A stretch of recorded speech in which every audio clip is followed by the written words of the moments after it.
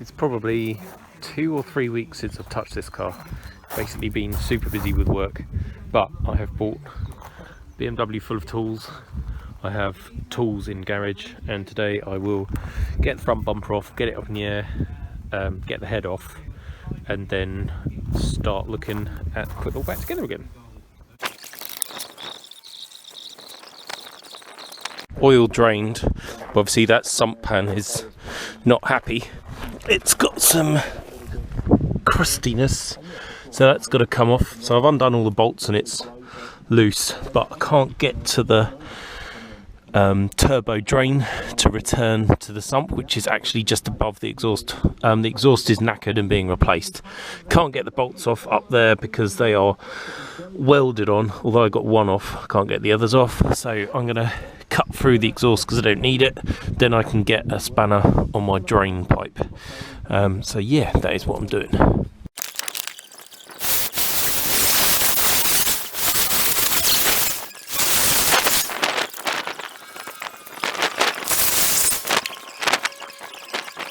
Going to have a slight recap because quite a lot's happened and I just couldn't be bothered filming it. But exhaust, I had to cut off the bottom of the turbo because I couldn't unbolt it. It was all badly corroded. One bolt was missing from the manifold to the head. Another one on the far right was finger tight. But I've got a stud and nut kit and a helicoil kit because I had to do this all last time on another engine, so that's not a big drama. I accidentally cut through a tiny bit of the power steering pipe there, so I'll have to weld that up and repair it. There appears to have been a tiny bump to the front of the car because the front cross member thing is ever so slightly buckled, but it doesn't really matter, doesn't detract. There's next to no rust in the front, which is brilliant.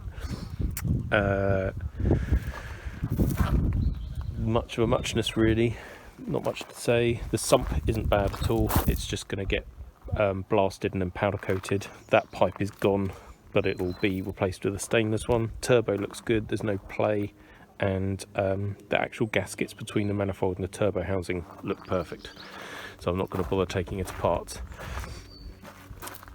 Next step, tidy up all my tools, tidy up all my things. I was going to power wash this, but I don't think I'm going to bother. I'm going to do it by hand because that way it won't make as much mess on this gravel driveway. Got to remove water pipe, ancillaries, disconnect everything from the inlet, get the engine set to timing, and then I can take the timing belt off, pull the head off, and have a look in the bores. Wind is getting up, so I'll try and talk a bit louder.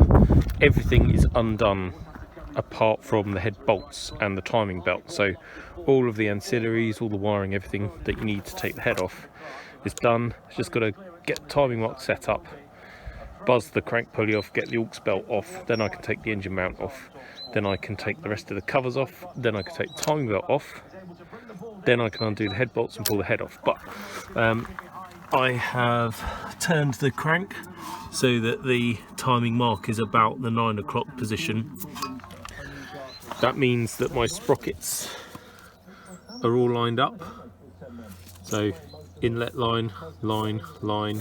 When you look at them, that line, that line, that line, and that one are all in a straight line. So all of the pistons are, I think, about halfway in their bore. Well, certainly they're all level. So I'm hoping I can use my impact gun to buzz the crank pulley off without having to take the starter out and lock the crank using the flywheel. So we shall see. This one's usually quite good. Oh, yes, that's excellent news. And the timing marks have not even moved. That's with the spark plugs out as well, so it shows you how instant the torque is on that. That wasn't corroded, which helps. Good, good, good. I shall continue. Next step, release the aux belt, undo those. I've already loosened those. And then I can get the pulley off and continue on my merry way. Well, that really is impressively knackered. What's weird, excuse the high-pitched voice, is that timing belt looks new, and to do it the person must have had to have removed the aux belt, so why they didn't replace that at the same time, it's very strange. Yeah, strange indeed. If you're interested, to release the tensioner was just an open-ended 15 on the end of the tensioner over there to swing it away, and then that just slipped off. These can come out. I'm gonna have to find a way of supporting the engine, block of wood and a jack, so that I can take that engine mount out, and then I'll have more room to get to bits and pieces. Everything is now undone. Timing belt is off. Down there, tensioner actually feels quite nice, but I think it might be the original one because of the grooving in it, even if the belt has been replaced. So I'm taking this off with the inlet still bolted to it because it's just easier, and then if I need to I can unbolt that lot off the car. But I have undone all the fuel lines, the breathers, the wiring loom, and hopefully it's all ready to come off. I just need to uncrack all the 10 cylinder head bolts working in the reverse of the tightening sequence. The cylinder head is now off. Pretty pleased, really. Not really anything nasty at all. I don't know how well this is coming out because I think I've smeared grease across my camera lens. It's just my iPhone. That's not me, that's a horse. That's not a score, that's some oil. Still got honing marks. There's no nasty scoring. The idle was nice and smooth on this, so I wasn't really anticipating there being any issues, but it's nice to be slightly reassured that nothing bad has happened. Cylinder head itself just needs a good clean up. This car has never got hot, so I wasn't anticipating the need to get it skimmed.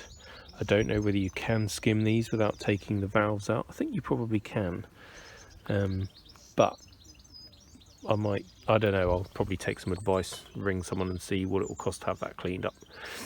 But I wasn't going to go mega because there was nothing wrong with the engine to start with. Right, yeah, well that's pretty good. Well, this has really snowballed. I wanted to repair that pipe I just nicked with the grinder and take off and clean the power steering cooler. I also thought, well, because it's there, I might as well remove the alternator and clean that up, and then that will give me better access to the auxiliary belt tensioner. That seemed easy, but the bolts that held the alternator on are going into alloy, and the one that you can't get to, had seized in, and it's a 10mm. And then I put a 6-sided 10mm socket on it, but still managed to round it off. The additional problem was, I thought, well, in for a penny, in for a pound. The only way I'm going to be able to get that bolt undone is to take the whole alloy assembly off the block. But of course, one of the bolts to do that is behind the alternator, so I've had to undo as much as I can, leave the alternator out with that bolt on, disconnect all the hoses, and the power steering pump, alternator, everything is going to have to come out with that bracket, and then I'll have to split it up afterwards. Such an almighty pain in the balls. That's the whole power steering pump, alternator, coolant housing assembly, and that's the block. So while it's out, I can change that O-ring, make it seal nicely. While I'm in here, I might also remove that and seal it again.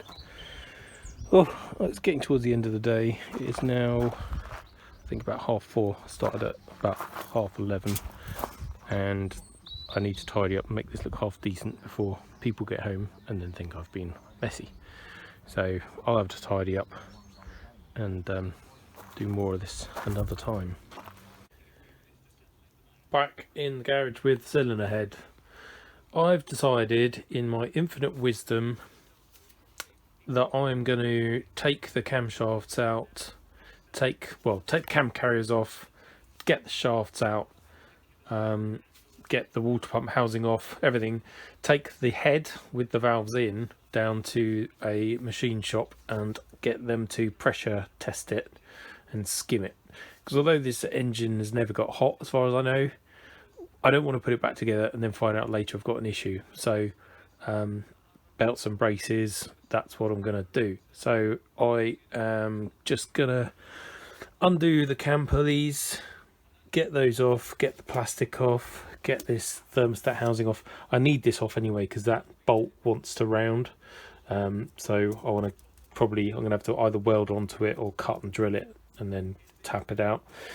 What have we got? Timing device, whatever you want to call it, cam position sensor. Just general bits and pieces to come off. Then I can release the carriers. They'll be the reverse of the way they were done up, so working from outside diagonals. So it's probably that one, that one, that one, that one, work into the middle, same on both. Then I'll have to get the buckets out and keep them all in perfectly numbered order so it can go back together again properly. That is all stripped. All the bolts are now out. Incidentally, they are over there numbered. And that is our carrier with the camshaft and the buckets or followers underneath. Reading the Rover book, it suggests you take them out, you keep them in order obviously, but you also invert them to prevent the oil from draining out. So I'm going to go and find yet another big piece of cardboard, write some numbers on it, and then take the buckets out, take everything apart, and make sure it's all still in order. I've got myself a whole load of little bags. These are anything I buy that comes in a bag. I keep it for stuff just like this. So I'm numbering them, lifting these out with a magnet, putting them in the bags, turning them upside down and putting them roughly in position in here so I know where everything goes. Then I can clean the cylinder head up. The reason I'm doing this is because if I let the machine shop do it, they're going to charge me by the hour. So to strip this down and to clean it, it's costing me money, and I might as well just do it myself. So that is what I'm doing. That is all stripped down. That is all bagged and tagged and labelled. As these came out, I was inspecting them, and there's really no abnormal wear to them, which is good. There's one that's got a couple of score marks in it where there must have been a piece of debris that went through. But the good news is that every single one of them has been rotating like they're supposed to. Nothing is seized. There's no vertical scoring in any of these ports. So that's all good. All of the little cam journals, they all look really nice as well. There again is a couple of score marks, but nothing bad. To go to the nth degree would be to measure all of these for ovality and all the rest of it, but there's no point because I'm not going to change it even if it was. So this now is going to go outside, and I'm going to do my best to clean off all the crap, ready for it to go be pressure tested and skimmed. Well, it looks like that's just come back from the machine shop.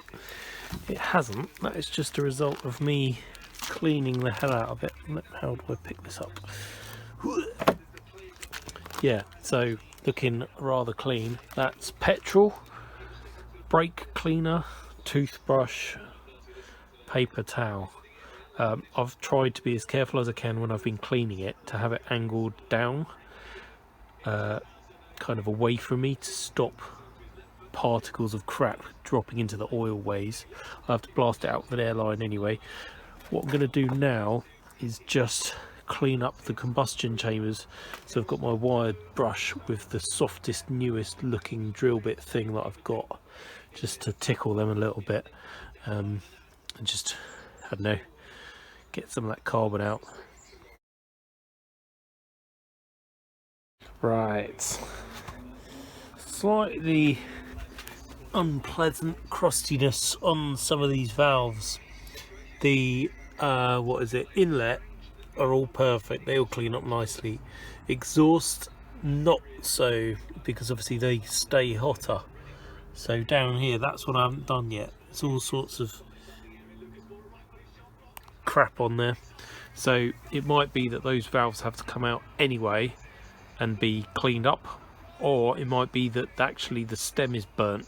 Either way, I'm not going to look at that now. I'm going to leave that to the engineers because they can make a better assessment than I can, and I'd rather pay them another hour, if that's all it's going to be, to take the valves out and do that. The other alternative is I give it to them, they do the skim, the leak down pressure test or whatever.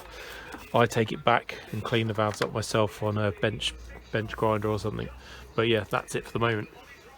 Wish me luck.